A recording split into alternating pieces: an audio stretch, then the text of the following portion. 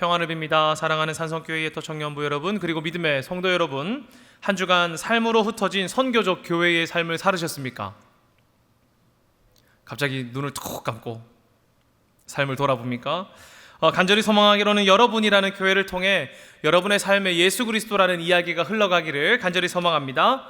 그런데 우리가 그리스도인답게 살고 싶은데 잘 안 될 때가 있어요. 언제 안 됩니까? 내 마음의 준비가 되지 않았을 때. 그래서 내 마음이 준비가 안 되면 그리스도인답게 사는 거 쉽지 않습니다. 또 하나는 내가 속한 곳의 분위기가 좋지 않으면 그리스도인답게 사는 것 아주 어렵습니다. 그렇죠? 우리 남성분들 가끔 그런 얘기 많이 하실 테지만 영웅담처럼 군대 얘기 꺼내면 그러잖아요. 야, 그때 내가 군대 있을 때 이등병 때 우리 선임이 교회를 진짜 싫어하는 사람이었는데 내가 그때도 교회 갔다, 맞으면서도 교회 갔다, 그렇게 하는 경우 많이 있습니다. 그런 분위기가 그리스도인답게 사는 것이 쉽지 않으면 그리스도인답게 사는 거 어렵습니다. 어떤 사람은 영웅담처럼 얘기하지만 그렇지 않은 사람들도 있죠. 그때는 내가 잠잠히 있다가 또 순응했다가 나중에는 내가 짬이 차면은 신앙해야지, 이런 마음도 있지 않습니까? 그리고 어떤 때에는 이 둘 모두가 합쳐진 상황도 있습니다. 내 마음도 준비가 안 됐고 환경도 좋지 않은 걸. 나중에 취직을 했는데 회사에 갔는데 다 교회 안 좋아해. 월요일만 되면 교회를 씹고 난리가 났어요. 만날 때마다. 그런데 거기 가가지고 여러분이 그리스도인답게 사는 것 쉽지 않을 수 있죠. 내 마음도 준비가 안 됐을 수도 있고요.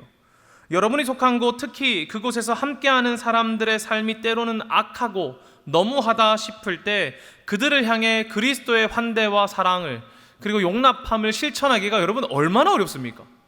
쉽지 않을 겁니다. 악한 자들이 즐비한 곳에서는 더욱 그럴 것 같아요. 그럼 이렇게 말할 수 있죠. 하나님, 내가 그리스도인답게 살고 싶은데 전마들이 너무 나빴습니다. 쟤네들이 진짜 답이 없습니다 라고 말할 수도 있습니다. 그런데 여러분, 참 세상에서 어렵다고 생각되는 것 중에 하나가 이것인데, 그런 악한 사람들의 삶이 잘 되는 거예요. 자꾸 더 승승장구하는 것 같단 말입니다. 그때 우리의 마음이 어떻게 됩니까? 무너지죠. 우리 마음이 무너진단 말입니다. 후배의 공로를 가져가고 사람들 사이에 이간질시키고 때로는 팀원을 버리기도 하고, 그 중에 특히 나를 버리고 저 사람이 승승장구하면 여러분 마음이 어때요? 이를 갑니다. 이 나쁜 놈이 아주 그냥.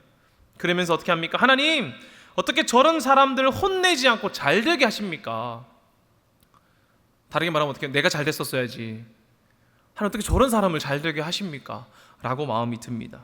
그러면서 이렇게 말합니다. 하나님, 그냥 내버려 두시기라도 하시지. 아유, 가만히만 두시지 그냥 왜 걔를 잘 되게 하셔가지고 내 마음을 어렵게 하십니까? 이렇게 말이죠. 여러분, 최근에 방영하고 있는 드라마 언슬전이라고 있습니다. 야, 우리 모르는 청년이 있네. 지금 벌써 이 표정에서 이미 모르는 청년들이 많았어요. 맞죠? 끄덕끄덕. 언젠가는 슬기로울 전공의 생활이라고, 이제 스리생, 이제 그걸 나온 거죠. 거기에 보면은 후배의 논문을 가로채고 후배들을 의도적으로 괴롭히는 캐릭터가 있습니다. 사람들이 그 사람을 보면서 화가 나는데도 그걸 본대. 왜 본대요? 그 사람이 빨리 넘어지는 거, 사이다 결말 기다린다는 거예요. 다들 그래요. 그것만, 고비만 넘기면 된다, 그렇게 말하답니다.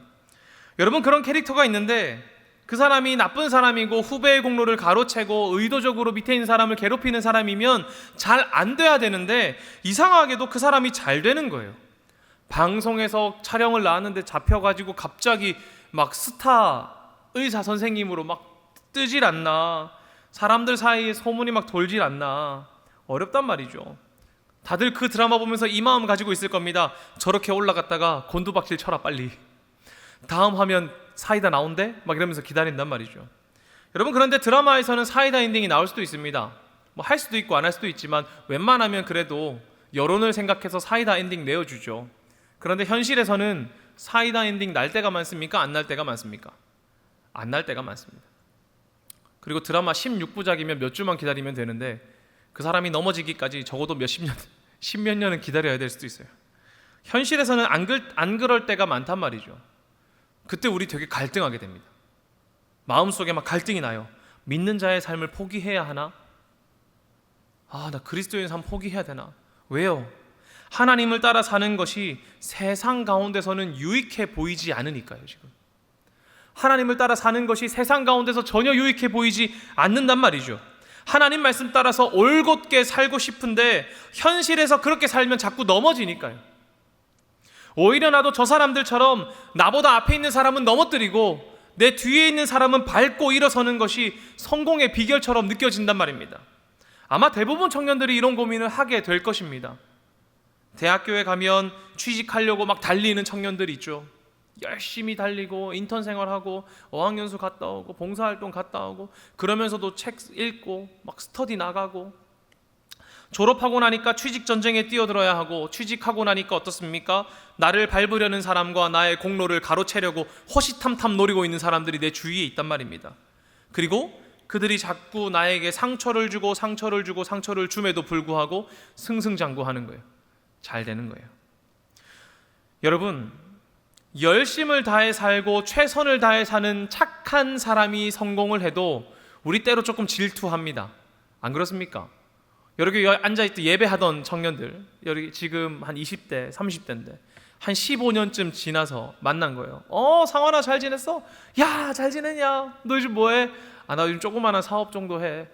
뭐 그렇지. 사업 좀 괜찮아? 장사해? 아니 장사는 아니고 그냥 한 200억 정도 연매출 내는 기업이야. 이렇게 하면 여러분 어떻게 말할 것 같아요? 야 축하해, 고생했어, 이럴 것 같아요? 하고 나서는 걔 엄청 부럽네. 걔 어릴 때 별거 아니었는데 진짜. 야, 걔 어릴 때 내 쫓아다니면서 상환아 나도 게임 한 번만 같이 해 했던 앤데 이렇게 말할 겁니다. 안 그렇겠어요? 근데 착한 사람이면 그래도 인정합니다. 부러워하고 질투하면서도 그래, 너 열심히 살았잖아, 너 진짜 착한 사람이잖아, 그러니까 잘 된 걸 거야 라고 말해줄 수 있을 것 같아요. 그런데 여러분, 악한 사람이 성공하면 어때요? 뒷말은 안 나온다고요. 사회생활만 나옵니다. 그래, 축하한다, 아이고 고생했다. 뒷말은 안 나와요. 여러분, 여기서 우리가 고민하는 거예요. 착하면 성공하고 나쁘면 망하면 좋겠는데 그게 아니니까요. 여러분, 근데 이 고민을 우리만 할까요? 아니요. 오늘 시편을 기록한 다윗도 같은 고민을 했습니다. 아마 다윗 이전에도 그렇고 다윗 때에도 그렇고 아마 지금까지도 그리고 다음 세대까지도 똑같은 고민을 하게 될 것 같아요.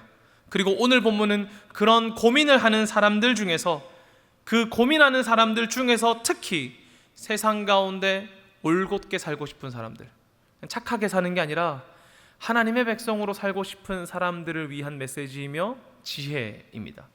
이 시를 잘 살펴보면 여러분, 아크로스틱 형태의 시로 지어졌다고 해요. 아크로스틱 형태는 알파벳 순서에 맞춰서 시를 짓는 겁니다. 그러니까 쉽게 말하면 도레미송 같은 거예요.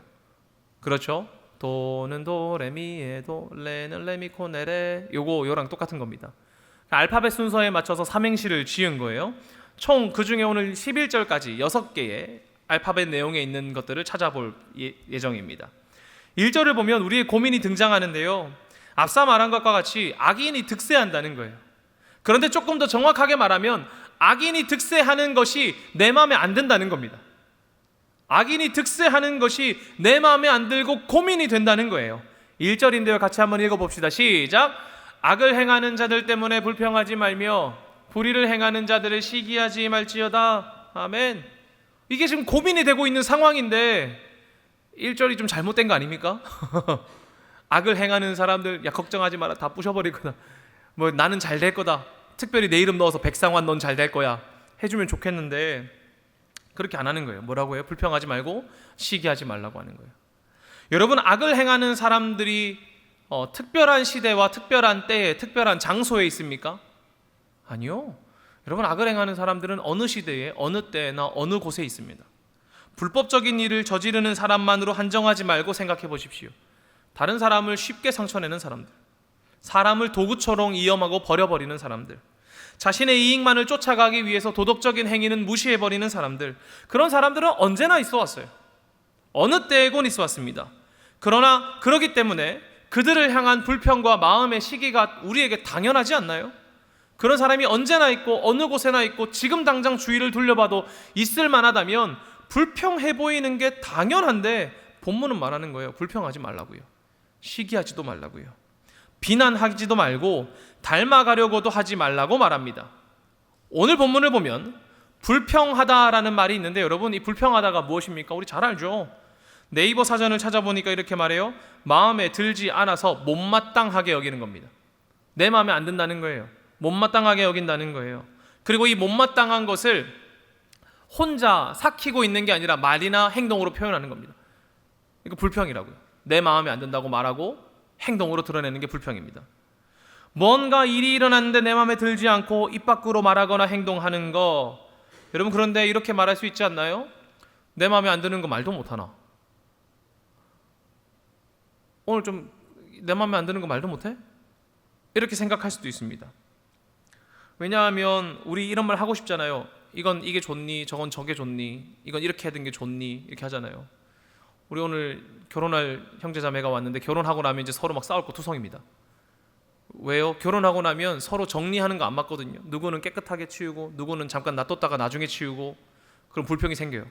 왜 이걸 여기 지금 뒀어? 나중에 쓰려고. 그래도 쓴 거면 버리는 게 낫지 않아? 나중에 버릴 건데 왜? 그래도 당장 치우는 게, 아니 왜 당장 치워야 되냐고, 이렇게 말이죠. 이런 게 불평이 생깁니다. 말할 수 있죠. 말하고 막 진탕 싸우고 그냥 아주 그냥 제가 오늘 아까 아라한테 장난으로 그랬어요. 내가 너에게 중요한 비결 하나 알려줄게, 이 말했습니다. 따라하세요, 자매님들. 은과 금은 내게 없으나, 더 크게, 은과 금은 내게 없으나 내게 가진 쓰레기, 음식물 쓰레기를 너에게 주노니 가서 버리라. 제가 이렇게 말했는데, 여러분, 별것 아닌 걸로 막 싸운단 말이죠. 불평이 드니까요. 여러분, 우리는 이거 왜 여기 뒀어? 이거 왜 저렇게 했어? 이거 이렇게 하는 게 낫지 않아? 난 이거 참 싫어, 마음에 안 들어 하고 말하는 게 익숙한 사람들입니다. 그러지 않아요? 그런데 오늘 본문에서 말하고 있는 이 불평이라는 것은 그냥 마음에 들지 않는다는 정도가 아니에요. 아니, 어떻게 저렇게 악인이 잘 되지? 그게 참 내 마음에 안 들어. 전 내 마음에 좀 기쁘지 않아. 이렇게 말하는 게 아니라 그것을 포함하고 그것을 넘어서 분을 내는 거예요. 악한 자들의 잘됨에 대하여서 불평할 뿐만 아니라 화가 가득 차는 거예요. 악한 자들의 성공에 불평하다가 자기 안을 화로 가득 채우는 것, 그거 하지 말라는 거예요. 왜 그럴까요? 자기 자신을 화로 가득 채우면 결국 나도 그렇게 하거든요. 내 안에 화가 가득 차면 나도 악한 자의 길에 서게 된단 말입니다. 나도 화가 가득 차면요. 8절은 말해요. 같이 읽어보겠습니다. 시작. 분을 그치고 노를 버리며 불평하지 말라. 오히려 악을 만들 뿐임이라. 아멘. 어떻게 말합니까? 화로 가득 채우면 오히려 우리가 악을 만든다는 거예요. 불평은 그저 투덜거림이 아닙니다. 화를 내고 분내는 것입니다. 다윗은 말하는 거예요. 악한 자들의 성공에 분내지 말라고요. 그런데 어떻게 그거 안 할 수 있습니까? 어떻게 악한 자들이 승승장구하고 잘못되어 가고 있는 것들을 보면서 의분을 내지 않을 수 있냐고요. 열심을 다해 사는 나는 잘 안 되고 저 나쁜 행동하는 사람들은 잘 되어 가는데 말이죠. 악한 자들의 성공과 잘됨에 우리는 본능적으로 거부감이 들지 않습니까? 그런데 성경은 말합니다. 불평과 시기를 멈추라고요. 무슨 말일까요? 제가 고민을 하다가 이 생각이 들었어요. 우리가 제어할 수 있는 걸 제어해야 된다는 거예요. 여러분이 제어할 수 있는 것을 제어해야 합니다. 악인들의 성공과 그들의 잘됨을 여러분이 제어할 수 있습니까? 할 수 있습니까? 여러분 비질란테인가요? 여러분 자경단입니까?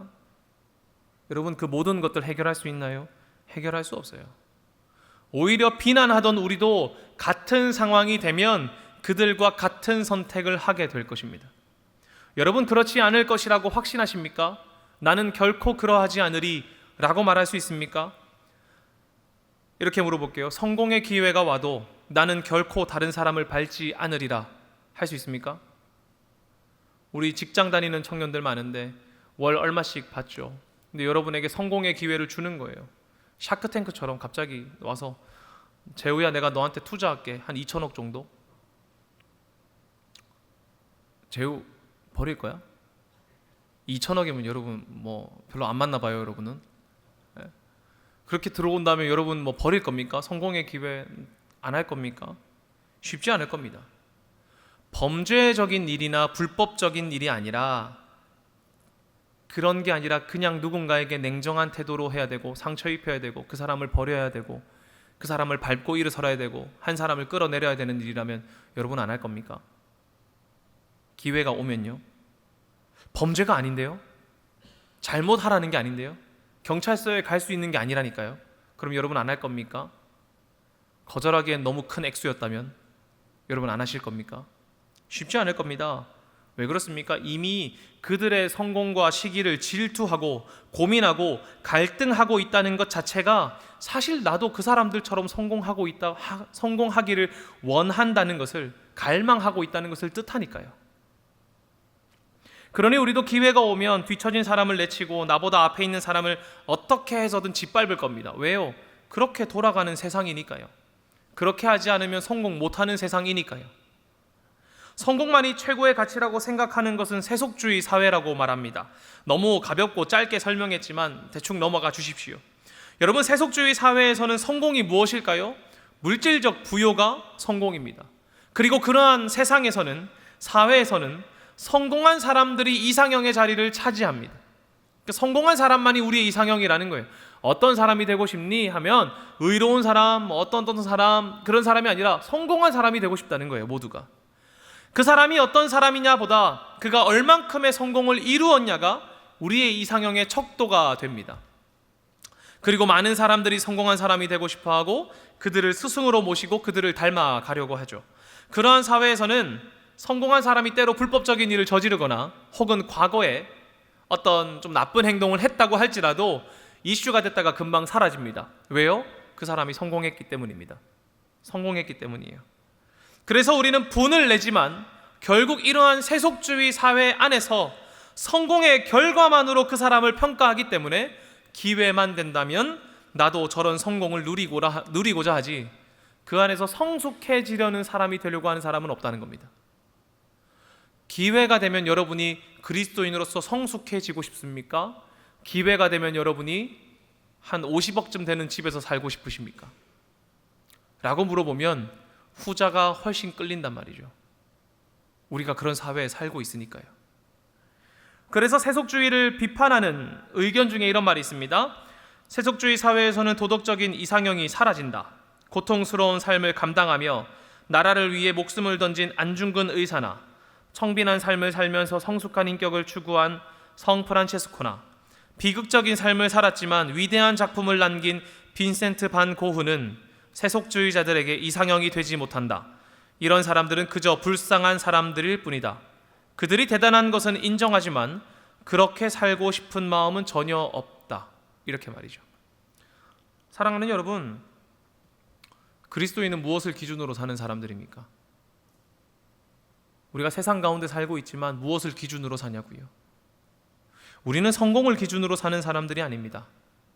우리는 그리스도를 기준으로 사는 사람들이에요. 그런데 우리도 헷갈리는 거예요. 왜요? 우리가 세상 가운데 있잖아요. 여러분, 교회 끝나면 어디 갑니까? 교회 끝나고 교회 오시나요?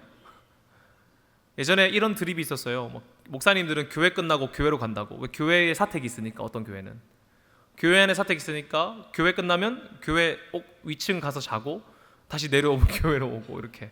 근데 여러분 다 집에 가시잖아요. 다 집에 가시고 다 여러분의 일터로 돌아가지 않습니까? 그러니까 우리가 헷갈리는 거예요. 세상에 머무르고 세상에 살다 보니까 그 삶에서 성공하는 것이 하나님께 복받는 것이라 생각이 들고 이 땅에서 세상의 방식으로라도 성공하는 것이 나에게 필요하다.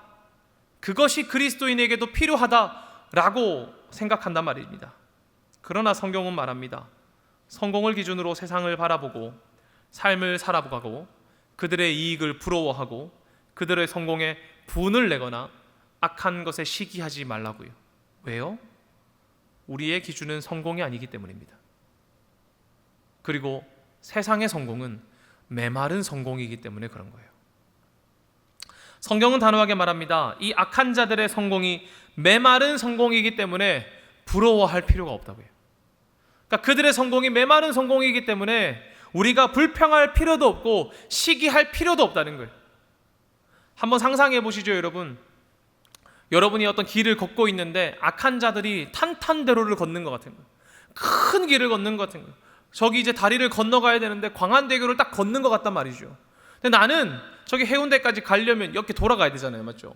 돌아가야 되는데 하필이면 또랑밖에 없어. 어려운 길밖에 없어요. 어려운 길밖에 없어요. 쉽지 않은 길밖에 없어요. 그런데 여러분 보십시오. 그 광안대교 중간이 끊어져 있다고 생각해 보죠.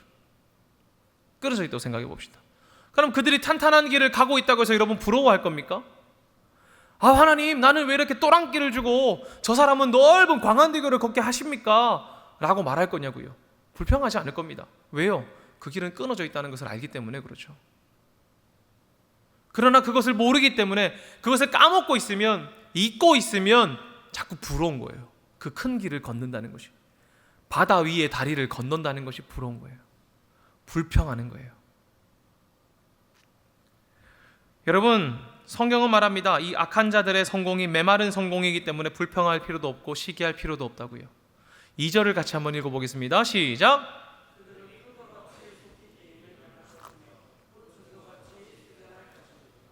아멘. 어떻게 말합니까? 여러분, 악인이 강성하다고 득세하는 것 같다고 하더라도 그들은 풀과 같이 속히 배임을 당할 거래요. 풀은 채소와 같이 결국에는 메마르게 될 것이라고 말합니다. 왜요? 그들에게는 뿌리가 없기 때문에, 예수 그리스도가 없기 때문에 그런 거예요. 그러니 우리는 악한 자들의 삶에 대하여 분을 내고 시기하기보다 오히려 나의 삶을 제어해야 되는 거예요. 이 또랑길 걸으면서 분내고 화내는 게 아니라 뭐 하는 거예요? 그래, 나는 이 길을 걸어야지. 저 걷는 사람들을 보면서 불평하고 시기하고 욕하고 화내고 하기보다 내가 걷는 길을 걸어야 된다는 거예요. 그걸 제어할 수 있으니까요. 나는 그것만 할 수 있잖아요. 우리는 분을 내고 시기하다가 시기하고 분을 내다 보면 결국 그 사람들처럼 같은 길을 걸게 될 것입니다. 아우, 나 탄탄대로 걷고 싶은데, 아우, 또랑길 싫은데, 화를 나면 아우, 또랑길 안 걸어 하고 끊어져 있다 할지라도 그 도랑길에서 떠나서 탄탄대로로 걸으려고 할 것입니다. 여러분, 그러나 결국 그 결론에는 무엇이 있습니까? 배임당하는 결말이 있다는 거예요. 그러니 우리가 그것에 빠지지 않도록 우리는 우리를 제어해야 돼요. 우리를 지켜야 한단 말이에요. 여러분을 지켜야 한단 말이죠. 왜요? 악인의 결론과 마음을 지키는 사람의 결론이 다르기 때문에 그렇습니다. 악인의 결론과 마음을 지키고자 하는 사람의 결론이 다르단 말이죠. 오늘 본문 10절과 11절을 같이 한번 읽어보겠습니다. 시작. 잠시 후에는 악인이 없어지리니 내가 그곳을 자세히 살필지라도 없으리로다. 그러나 온유한 자들은 땅을 차지하며 풍성한 화평으로 즐거워하리로다. 아멘. 보십시오. 세상에서는 득세하는 것 같은 악인이 어떻게 된다고 합니까? 없어진다고 해요. 그것을 자세히 살펴보아도 없답니다. 그러나 온유한 자들, 곧 마음을 지킨 사람은 어떻게 된다고 합니까? 땅을 차지하며 풍성한 화평으로 말미암아 즐거워한다고 해요. 저는 여러분이 온유한 자들이 되기를 간절히 소망합니다. 그렇다면 악을 행하는 자들 때문에 불평하지 않고 불의를 행하는 자들을 시기하지 않고 마음을 지키는 온유한 사람들은 어떤 사람들일까요, 여러분? 어떤 사람이 온유한 사람입니까? 교회 출석 잘하면 온유한 사람입니까? 3절과 4절인데요. 같이 한번 읽어보겠습니다. 시작. 여호와를 의뢰하고 선을 행하라. 땅에 머무는 동안 그의 성실을 먹을거리로 삼을지어다. 또 여호와를 기뻐하라. 그가 내 마음의 소원을 이루어 주시리라. 아멘. 여러분, 악한 자를 시기하지 않고 여호와를 의뢰하라고 성경은 말합니다. 의뢰한다는 말은 신뢰한다는 말이에요. 신뢰한다는 거예요. 세상의 부조리함 가운데서 악한 자들의 악한 방법으로 승승장구하는 것 같지만 그 속에서도 주님을 의지하는 것, 그 사람이 온유한 사람이라는 거예요. 알겠죠, 온유야? 신뢰하고 믿는 것, 세상이 아니라 주님께 확신을 가지는 것, 이것이 온유한 사람입니다. 여러분, 이 말은 내가 무엇에 뿌리를 내리고 있냐고 말하는 거예요. 물어보는 거예요. 여러분, 무엇에 뿌리 내리고 있습니까? 여러분은 어떤 것에 뿌리 내리고 있습니까? 말씀은 단호하게 말해요. 하나님께 뿌리 내리라고요. 세상의 방법이 있는 것 같지만 그것 가운데서도 하나님의 그 길에 뿌리를 내리라고 말하는 겁니다. 왜요? 우리는 믿는 대로 행동하기 때문에 그래요. 물질을 믿으면 물질대로 행동하고요, 힘을 믿으면 힘을 휘두르며 행동합니다. 여러분, 심지어 종교가 없다, 하나님은 없다고 생각하는 사람들도 자신의 믿음을 관철하며 살아가요. 하나님은 없어, 내 삶은 내가 책임져야 돼, 내가 개척하는 것이야 라는 믿음을 스스로 날마다 관철하며 산단 말이죠. 그런데 여러분, 우리는 무엇을 믿습니까? 살아계신 하나님을 믿잖아요. 그리고 그 믿음이 우리를 행동하게 해야 하지 않겠습니까? 우리가 하나님을 믿는다면, 그 믿음이 우리의 삶을 이끌어가고 행동하게 한다면 우리의 삶이 변해야 한단 말이죠. 어떻게 변해야 될까요? 과연 믿음은 우리가 무엇 행동하게 만들까요? 하나님을 신뢰하는 그 믿음은 우리가 어떻게 행동하게 만드냐 말입니다. 먼저는 하나님을 신뢰하는 것이고, 두 번째는 선을 행하게 하는 것이고, 세 번째는 성실하게 사는 겁니다. 여러분, 하나님을 믿고 그분을 쫓아 살아간다는 것은 여러분의 삶을 포기해야 한다고 말하는 것이 아닙니다. 너 하나님 믿지? 돈도 벌지 말고 이제 나와서 성경만 읽고 공부만 하고 이제 늘 제자 훈련만 하자, 이렇게 말하는 게 아니란 말이죠. 만약에 제가 여러분에게 그렇게 말한다면 총회 이단회에다가 신고하세요. 알겠죠? 제가 여러분에게 야, 일도 하지 말고 제자 훈련만 하고 내 말만 듣고 성경만 봐야 되고 내 이야기만 듣고 이렇게 말하면 여러분 얼른 총회 전화하세요. 여러분, 하나님을 믿고 그분을 쫓아 살아간다는 것은 여러분의 삶을 포기하고 버려두어야 한다라고 말하는 것이 아닙니다. 오히려 우리는 우리의 삶에, 하나님이 맡겨주신 여러분의 삶에 더욱더 선을 행하고 더욱더 성실하게 살아야 되는 사람들이에요. 그것이 믿음이 우리를 이끌어가는 행동이란 말이죠. 여러분, 악한 사람들보다 더욱더 선을 행해야 되고 악한 사람들보다 더욱더 성실하게 살아야 됩니다. 그게 믿는 자의 삶이에요. 여러분, 악과 반대되는 선이 뭘까요? 선이라고 말하면 되게 뭔가 추상적인 것 같지만 히브리인에게 선은 실제적이고 가장 좋고 기쁘며 유익한 거랍니다. 예시로 친절이나 아름다움, 상냥함, 행복, 즐거움, 풍부함, 장수, 이런 것들이 선한 거예요. 실제적인 거예요. 여러분의 삶에서 악인들보다 훨씬 더 선하게 행동하십시오. 훨씬 더 친절하게 행동하시고 훨씬 더 즐겁게 살아가시고 훨씬 더 행복하셔야 되고 훨씬 더 아름답게 살아야 되는 거예요. 그것이 믿는 자의 삶이란 말이죠. 저 사람 믿는 사람이래, 저 사람 교회 다니는 사람이래, 근데 표정에 선함이 없어, 친절함이 없어, 사랑이 없어. 그 어떻게 믿음을 증거합니까? 믿음은 우리가 어떻게 한다고요? 선을 행하게 한다니까요.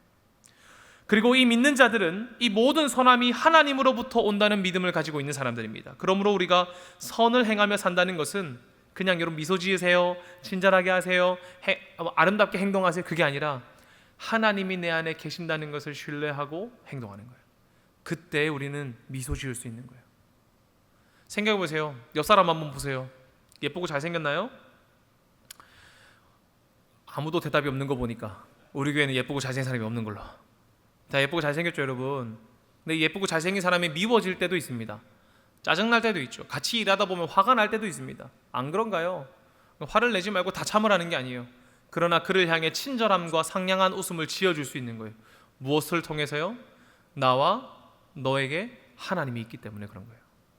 하나님으로 말미암아 내가 웃어줄 수 있는 거예요. 여러분, 우리의 삶에 하나님이 함께 계셔야 우리는 선을 행할 수 있습니다. 악인과 완전 다른 거예요. 기준이 달라요. 그들은 성공을 위해 달려가지만 우리는 하나님과 발맞춰 걷는 것이 우리의 기준이란 말이죠. 하나님과 발맞춰 걷는 거예요. 그렇다면 여러분, 성실은 뭡니까? 성경에서 성실은 거짓이 없고 참된 성품이라고 합니다. 세상의 악인들은 성공하기 위해 거짓을 말하고 바르지 않는 성품으로 살아갑니다. 그들은 성공할지 모르지만 그 모습은 하나님과 관계없는 모습이죠. 성실은 하나님의 모습입니다. 성실하신 하나님, 신실하신 하나님이라지 않습니까? 여러분, 우리가 성실하다고 말할 때에는 하나님의 모습을 닮아야 된다고 말하는 거예요. 왜요?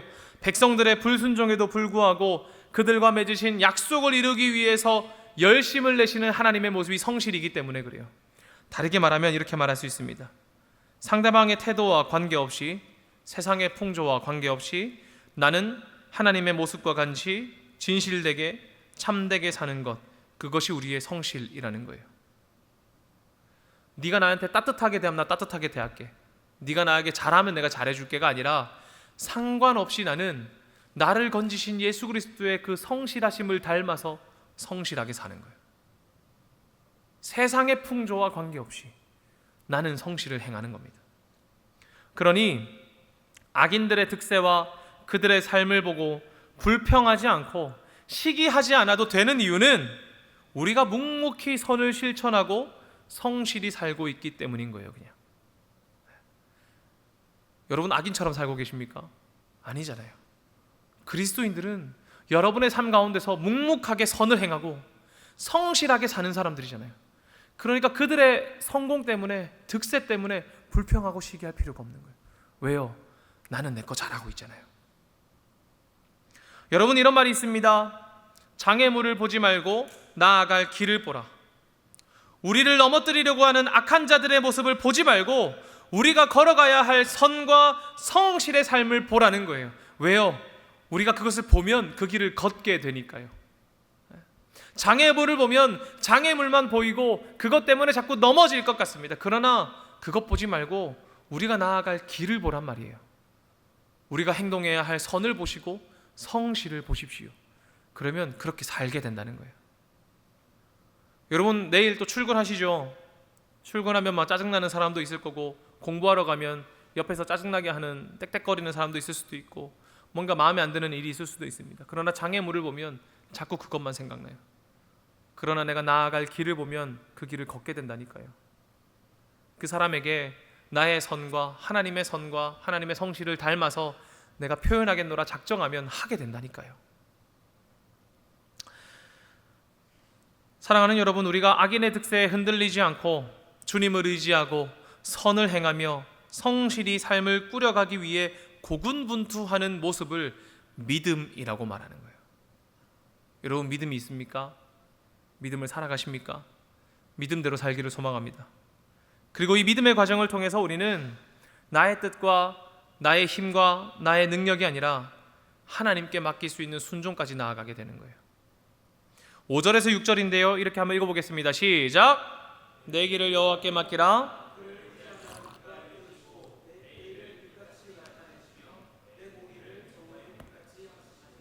아멘. 본문을 보면 이렇게 말합니다. 하나님께 맡기라고요. 불평하고 시기하지 말고 우리는 묵묵히 선과 성실을 살아가고 하나님께 맡기라는 거예요. 그럼 누가 이루세요? 하나님이 이루신다는 거예요. 여러분, 하나 궁금해서 물어보겠습니다. 하나님이 무엇 이루실까요? 사이다 엔딩을 이루십니까? 하나님께 맡기면 결국 쟤는 내 눈앞에서 넘어지고 막 망하고 그걸 보여주시나요?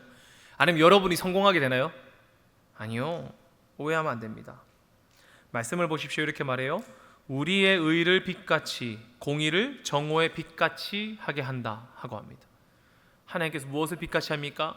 결국 내가 세상 가운데 성공하는 것을 빛같이 하는 게 아니라 여러분의 의를, 여러분의 공의를 바르게 살아가고 성실히 살아가고 선을 행하며 살아간 여러분의 삶을 빛같이 하신다는 거예요.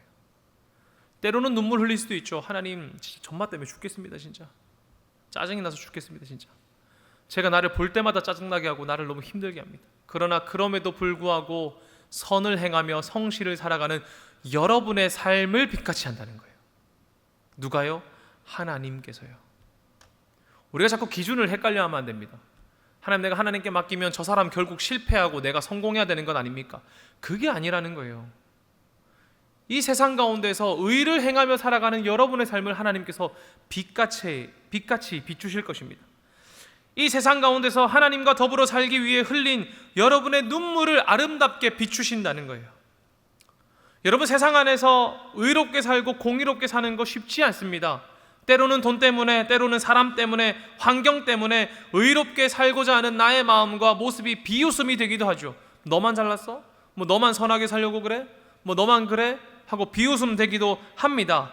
그러나 말씀은 그런 삶을 살아가는 우리에게 강조하는 거예요. 그런 삶을 살아가는 너희의 삶을 하나님께서 빛처럼 비추실 것이라고요. 책을 읽는데 이렇게 말하더라고요. 너무 멋있더라고요. 믿는 자의 공의와 정의가 종종 베일에 가려진다 할지라도 결국 하나님께서 그 구름을 걷어내시고 참 빛을 비추실 것입니다. 이렇게 말이죠. 여러분이 믿음을 위해 살다 넘어진 상처와 흔적, 눈물과 괴로움을 그럼에도 불구하고 악을 행하지 않는 여러분의 삶을 하나님께서 아름답다 하신다는 거예요.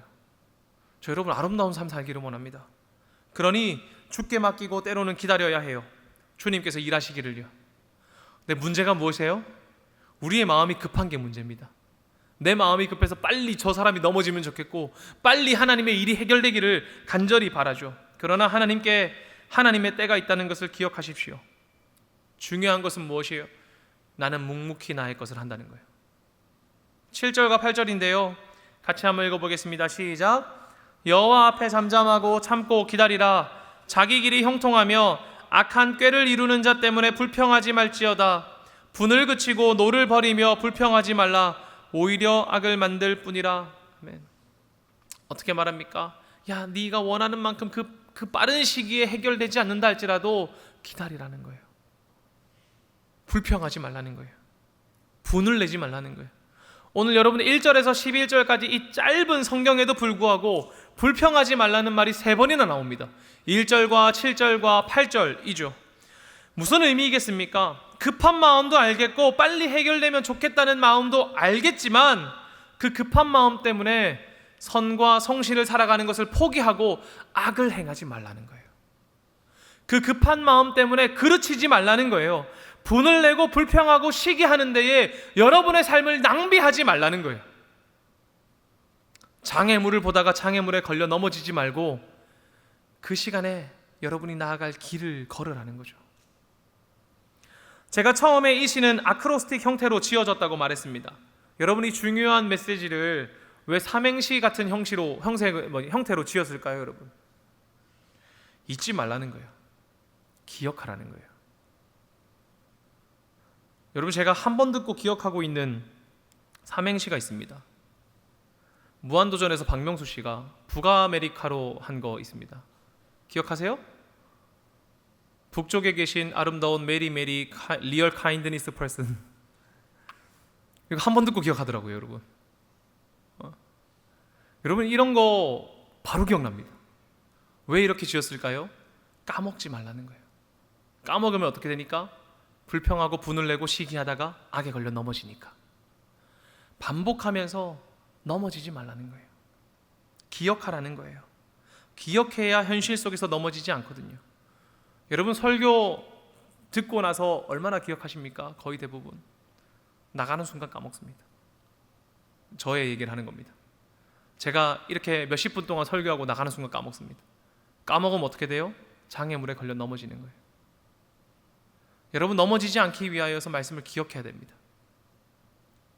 주님을 신뢰하고 선과 성실을 살아가겠노라. 주님 앞에 잠잠히 하나님을 기다리겠노라. 하나님, 내가 악 때문에 분을 내지 않고 시기하지 않고 부러워하지 않고 그저 묵묵히 나의 선과 성실을 살아가겠습니다. 하나님의 때를 기다리며 잠잠히 주님의 때를 기다립니다. 그리고 나는 나의 길을 걷겠습니다 하고 걷는 삶을 기뻐하시니까요. 이걸 기억하는 거예요. 여러분, 그리고 이 묵묵히 그 길을 걷는 온유한 사람들, 믿음을 가진 사람들을 하나님께서는 내버려 두지 않으십니다. 그들에게 기쁨을 더해 주실 것입니다. 여러분, 오늘 9절부터 11절인데요. 같이 한번 읽어보겠습니다. 시작. 진실로 악을 행하는 자들은 끊어질 것이나 여호와를 소망하는 자들은 땅을 차지하리로다.